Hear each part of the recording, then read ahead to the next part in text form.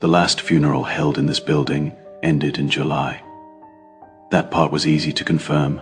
Paperwork, permits, transfer records. What wasn't easy to explain was why the embalming room continued to activate weeks later, at the exact same time it always had. No staff were scheduled. No services were booked. No one had keys to the basement anymore. That's when I was asked to document what hadn't stopped. I didn't arrive at night. That detail matters more than people realize. Most stories like this are framed by darkness, flickering lights, empty corridors, the expectation that something will announce itself loudly. This didn't begin that way. It began on a weekday morning just after sunrise, while traffic passed outside and delivery trucks stopped at neighboring buildings like nothing had changed. Mortuary Manor sat exactly where it always had. Brick exterior, wide windows meant to feel respectful, not exposed.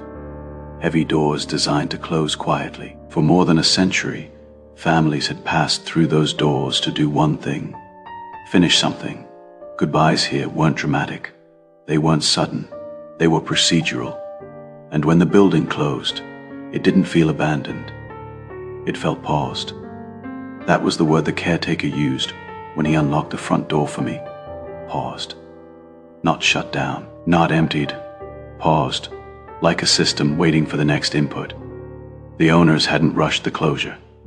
Services were transferred to another location across town, but nothing here was stripped out. The coolers stayed powered. The hydraulic lift was serviced one last time. Internal schedules were never cleared from the system. They locked the doors and walked away. At first, nothing unusual happened. Then, sometime in late August, the caretaker noticed something small. When he arrived in the mornings, the basement lights were already on. There were no motion sensors down there. No overnight staff. No timers connected to those circuits. At first, he assumed human error. Simone forgot. He shut them off. The next morning, they were on again. Same lights, samey sections, samey intensity. He shut them off again. It happened a third time. Same weekday, samey hour. That's when he stopped touching anything. He wanted to see if it would correct itself. It didn't. Instead, something else joined in. 2 minutes after the lights came on, the freight elevator cycled. It didn't rise. It descended, paused, returned. The caretaker didn't mention this part at first. He only said it after I asked him why he'd waited so long to call anyone. Because repetition is harder to ignore than coincidence. By the time I arrived, he had weeks of logs saved, electrical timestamps, mechanical cycle records, temperature adjustments. The building wasn't quiet on paper. It was active. I asked him a simple question. Has anything ever happened outside that window of time? He shook his head. Only mornings. Only weekdays. Only once, per Dalton Y. That consistency ruled out malfunctions. Machines fail unevenly. Timers drift. Errors compound. This didn't, so I requested access to the logs. 6 weeks. Nothing dramatic jumped out at first. No spikes, no alarms, no power surges. Then I aligned the entries. Every morning followed the same sequence. 6:40 a.m., basement lighting. 6:42 a.m., elevator cycle. 6:47 a.m., cooler temperature correction. The spacing never changed, not by seconds, not by minutes. When I compared the pattern to archived operational manuals, I found something I didn't expect. That sequence wasn't random. It matched a standard embalming intake protocol that had been used in this building for decades. Lights on, transport ready, temperature stabilized. The building wasn't malfunctioning. It was executing. I walked the route myself, basement first. The original embalming room hadn't been used in months, but it looked prepared. Counters wiped clean. Instruments aligned, drains unobstructed. Nothing was out of place that bothered me more than disorder would have. Disuse usually leaves signs. This hadn't. The elevator shaft connected directly to the cooler room, designed for discretion. Efficiency, routine. No call button had been pressed, yet every morning the elevator descended, paused, and returned, as if responding to a request that no longer existed. At 6:47, the cooler temperature adjusted. Not a spike, not a failure, a correction. The kind that happens when something new is introduced and the system compensates. But nothing had been placed inside. The logs confirmed it. No doors opened, no sensors tripped, no alarms triggered. This wasn't chaos. It was precision. That was when I decided to stay overnight. I stayed overnight because there was no other way to understand what the logs couldn't show. Patterns look clean on paper. They look different when you're standing inside them. I arrived just before midnight. The building was quiet in a way that felt intentional, not empty, not abandoned. Everything that could hum or cycle was still. The caretaker locked the front door behind me and left without saying much. He'd already told me everything he knew. There was no reason for him to stay. I didn't bring additional equipment. No motion sensors, no audio recorders, no cameras beyond the ones already installed. I wanted to see the system behave naturally, without interference. I set up in a small office just off the main hallway. AD desk, a chair, a wall clock that still kept time. From there, I could reach the basement staircase in less than a minute. 86:35 a.m. The building was unchanged. Lights off, elevator silent, temperature steady. 86:39. I stood at the top of the basement stairs. So I didn't go down yet. I wanted to hear the building react before I was inside it.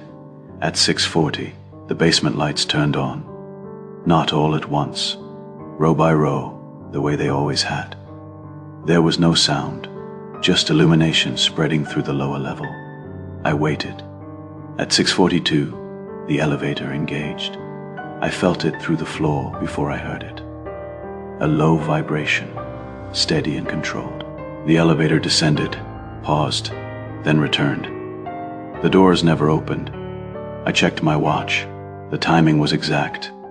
At 6:47, the cooler system adjusted. A brief mechanical shift. Not loud enough to echo, not strong enough to draw attention if you weren't listening for it. Then nothing else happened. The cycle ended, but the building didn't reset. The lights stayed on, the elevator stayed in place, the system waited. I went down the stairs slowly, not because I expected something to be there, but because the space felt occupied in a way I couldn't define.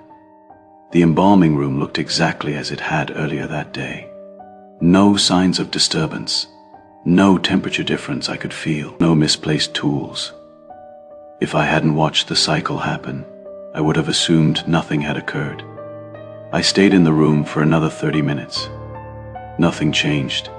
At 7:20, I shut the lights off manually and returned upstairs. That was the first time I interfered. The next morning, the cycle still ran. Same e-time, same order, as if my presence had never registered. I reviewed the logs again, this time narrowing the scope. Only weekdays, never weekends, never holidays. The building followed a schedule that no longer existed. That detail mattered. Machines don't recognize days. People do. I checked old employment records, shift rotations, work orders. For decades, embalming intake had been handled by the same small group of staff, arriving early, before families, before viewings, before the building filled. The routine hadn't changed much, even as technology improved. Lights on transport, ready, environment stabilized. Every step was designed to reduce unpredictability. The system was doing exactly that, reducing uncertainty. I spent the second night in the embalming room itself, not seated, standing positioned where staff would have been. I wanted to experience the cycle from inside the workflow, not from the outside, observing it. At 6:40, the lights activated. The room filled with clean, even brightness. At 6:42, the elevator cycle began again. I didn't hear it this time. I felt it. A subtle shift in pressure, like something aligning beneath the floor. At 6:47, the cooler adjusted. The air temperature changed slightly, not enough to be uncomfortable, just enough to register. Then everything stopped, except the room didn't feel finished. It felt paused mid-task. The best comparison I can make is walking into a kitchen where someone has stepped away briefly. Everything ready, nothing abandoned, no signs of interruption, just waiting. I stayed still. I didn't speak. I didn't move. I wanted to know if the building required acknowledgement. It didn't. After the cycle ended, nothing followed. No secondary activation, no error correction, no attempt to restart, just silence. On the third morning, something changed. The sequence still ran, but the delay between steps increased. Seconds, not minutes, still precise, but no longer identical. The logs confirmed it. The system wasn't failing, it was adjusting. That was the moment I stopped checking the timestamps obsessively. Patterns don't drift unless something forces them to. And I hadn't touched anything. I asked the caretaker a final question that afternoon. Has anyone entered the building early on weekends? He shook his head. No one. No exceptions. No maintenance. Nothing. That night, I stayed again. I didn't stand in the embalming room this time. I sat in the hallway outside it. At 6:40, the lights activated. At 6:42, the elevator cycled. At 6:47, then the building did something it hadn't done before. Nothing. No waiting. No pause. The lights shut off on their own. The elevator remained silent. The room returned to stillness. The cycle had completed and closed. I checked the logs later. There was no shutdown command recorded, no external input, no error response. The system had reached its end condition. The next morning, nothing activated. No lights, no elevator, no adjustment. The pattern had stabilized. And then it stopped. I didn't stay again after that. There was nothing left to observe. After the cycle stopped, the building felt different, not empty. Different. That distinction mattered. Silence in places like this usually feels hollow, like something has been removed. This silence felt complete, as if something had finally finished and left the space intact. I returned one last time to document the absence. Not to restart anything, just to confirm that what had stopped stayed stopped. The caretaker met me at the door but didn't come inside. He didn't need to. He said the mornings had been quiet since the night the lights shut off on their own. No early illumination, no elevator movement, no temperature corrections. The building now behaved like a closed building should, but something else had changed. He said it felt harder to leave, not frightening, just resistant. Like walking away from something unfinished. Even when you know it's done, I unlocked the door myself and stepped inside. The air was the same temperature it always had been. No chemical smell, no lingering warmth. The hallway lights stayed off. I stood still for a moment. Nothing responded. I went down to the basement anyway. The stairs felt longer than I remembered. Not physically, mentally. Each step carried the expectation of repetition. But nothing happened. The embalming room was dark. For the first time since I've been involved, it looked inactive, not prepared. Tools remained aligned, but without intention. Counters were clean, but without readiness. The difference was subtle.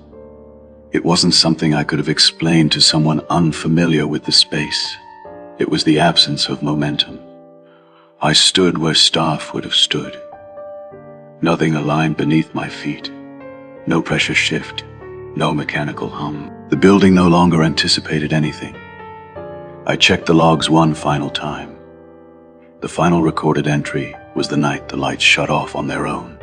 No annotations, no flags, just an end. I expected to feel relief. Instead, I felt something closer to unease, not because something dangerous had occurred, but because something orderly had ended without explanation. Systems are designed to fail loudly. This one didn't fail, it completed. That raised a question I hadn't considered before. Not what had caused the cycle, but what had signaled its completion. I reviewed historical records again, not the building logs, the human ones, staff schedules, shift changes, policy updates. There was a gap I hadn't noticed earlier. Decades ago, the embalming intake protocol had been adjusted. Not structurally, administratively.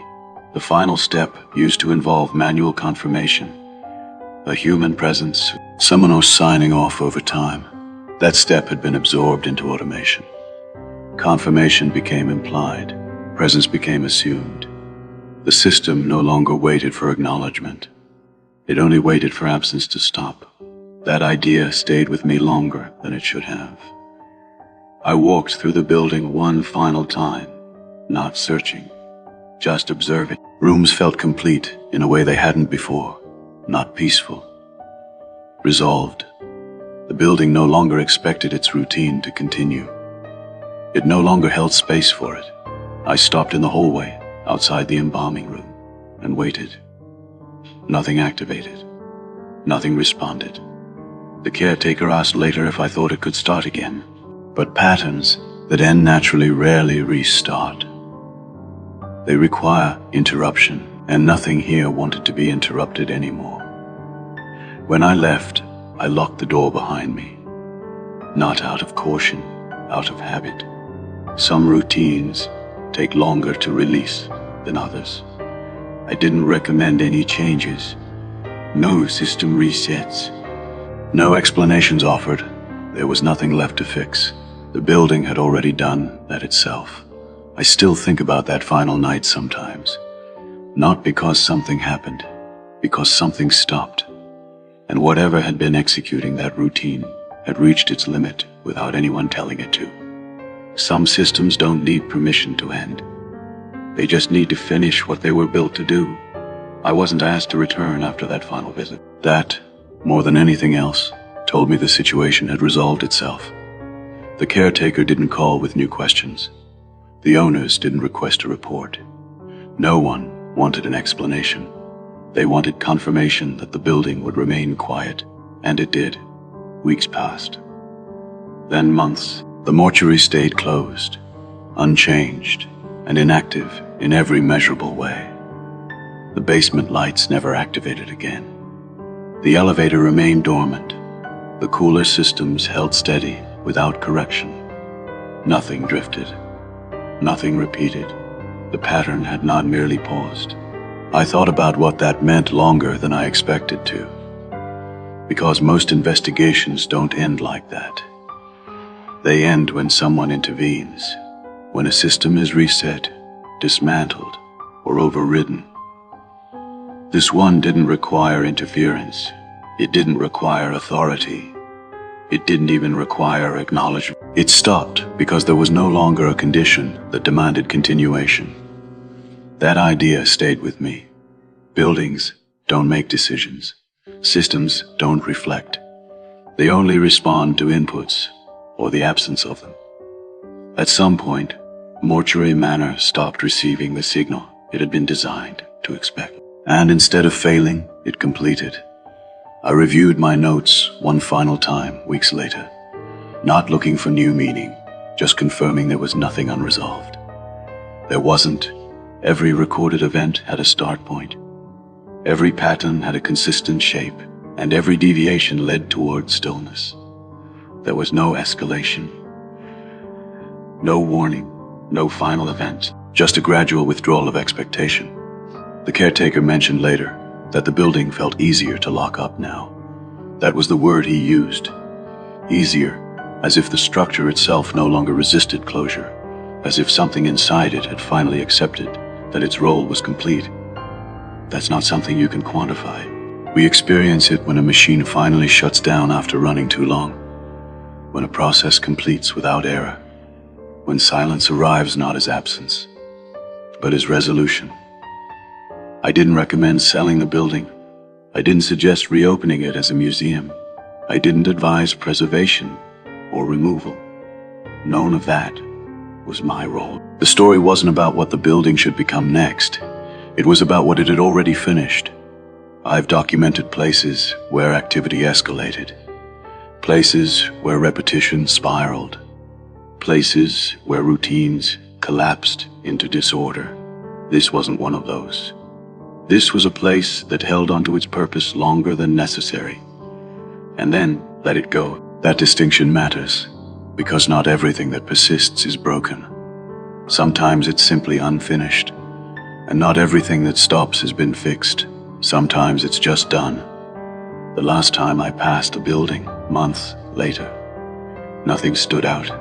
No lights, no sound, no movement. Just a structure doing exactly what it was meant to do now. Nothing. I didn't stop down. There was nothing left to observe. Some investigations end when an answer is found. Others end when questions stop forming. This was the latter. The mortuary didn't need to be explained. It needed to be allowed to finish. And it had.